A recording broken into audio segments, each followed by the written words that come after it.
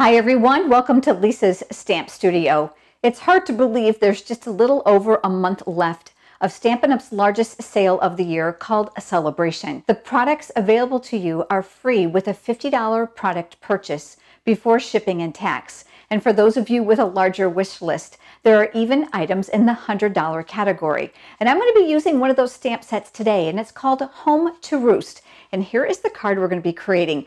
Really simple cherry cobbler with some black gingham paper. And I'm going to give you some tips about the Stampin' Blends to get some realistic images from that stunning rooster stamp. If you're here visiting from YouTube, you'll find a link down in the video description below, which will navigate you over to the pictures for today's project.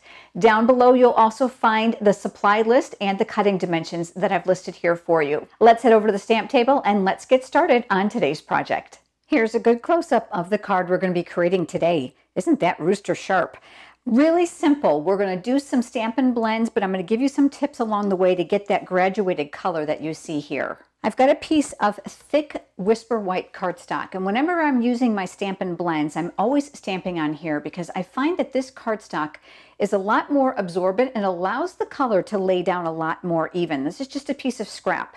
And that rooster comes from the stamp set Home to Roost. It's one of the selections during Stampin' Up's largest sale of the year celebration. I talked about this a little bit in the introduction. So we've got products in here and in the second release that you can choose from for free. Now, if you don't already have a Stampin' Up demonstrator and you're interested in receiving a copy of the current annual catalog and or the occasions catalog, leave me a comment below, and of course I'll include copies of the sale brochure as well. Since the Stampin' Blends are alcohol-based, we're going to need to use Memento ink, which is a water-based ink.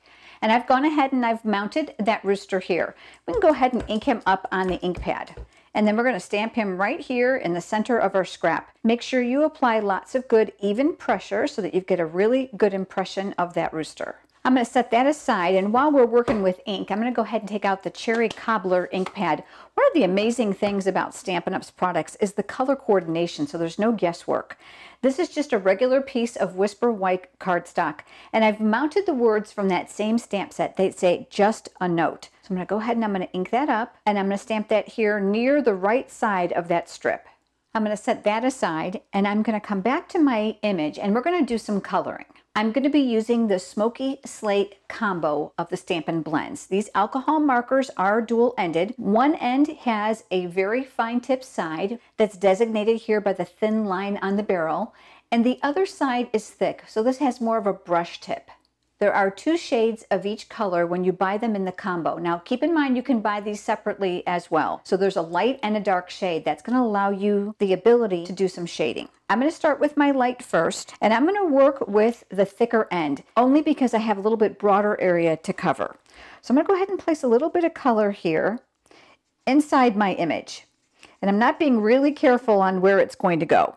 I'm also going to place some color here inside his tail.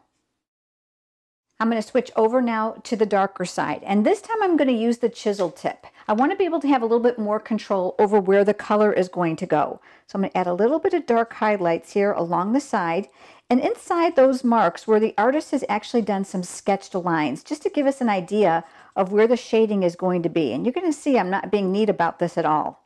I'm going to come back inside those feathers, add a little bit more darker shade to them, get a little bit of density to that image. I'm going to go back over with the light, and this time with the chisel tip, I'm going to kind of blend those together a little bit, just so that there's not hard definitions of where those colors divide.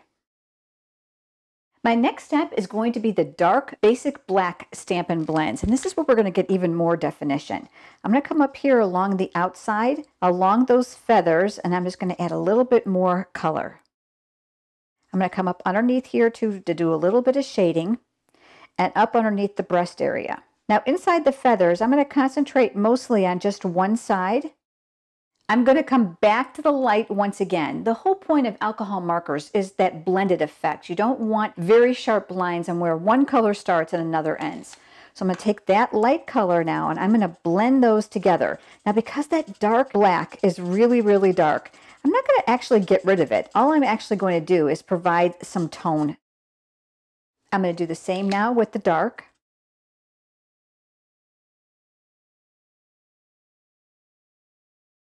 You're going to see how I left this area a little bit white. I don't want it quite that white, so I want to give you a tip. I'm going to put a little bit of light gray inside that area here and a little down here as well. I'm going to give that just a couple seconds for that ink to process. Remember, it is alcohol based. And now with my color lifter, I'm going to use my fine point tip so that I can control it. And I'm going to come up inside of here and I'm going to blend some of this out. I'll do the same in some of the feathers.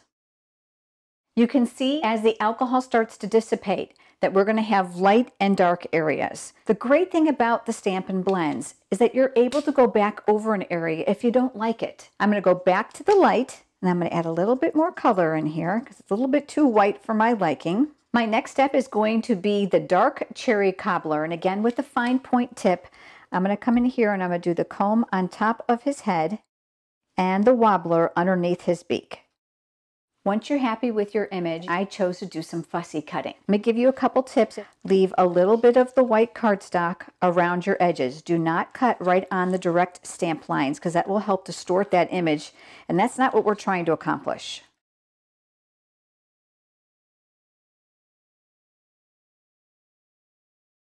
Any of the areas that have bled over from the Stampin' Blends are actually really good. And if you've got some white areas showing, that's totally fine because it adds a little bit of credence to the color of our rooster. I'm going to be mounting my rooster on some punches. So I've got a piece of cherry cobbler cardstock and I've got the 2-inch circle punch here. I'll go ahead and punch out one of those. I've got a regular piece of Whisper white cardstock here, and this time I'm using the Starburst punch just to create a nice layer. And then lastly, I have the 2 1/4 inch circle punch with some basic black cardstock. I love my silicone craft sheet because it keeps my work surface nice and clean and sticky free. Adhesive will not stick to this. It simply rubs right off. It's great for hot glue and liquid glue as well. And I'm going to be using that to attach these pieces together. I'm going to start with the cherry cobbler. I'm going to place adhesive in the center, and then I'm going to mirror that here, leaving a small border all the way around. And then I'll do the same thing here. I'll add some adhesive to the back of this, and then I'll adhere that to the basic black cardstock. Next will come our rooster. So I'm going to go ahead and I'm going to flip that over, and I'm going to be using a combination of both dimensionals and mini dimensionals for this. Got my mini dimensionals here. Love that they're already pre-cut for me and they're nice and small to fit in these smaller areas here. It just helps to eliminate cutting up the big ones. So I'll place those in those little tight areas that are here. And then with my larger dimensionals, I'll go ahead and I'll just fill that in.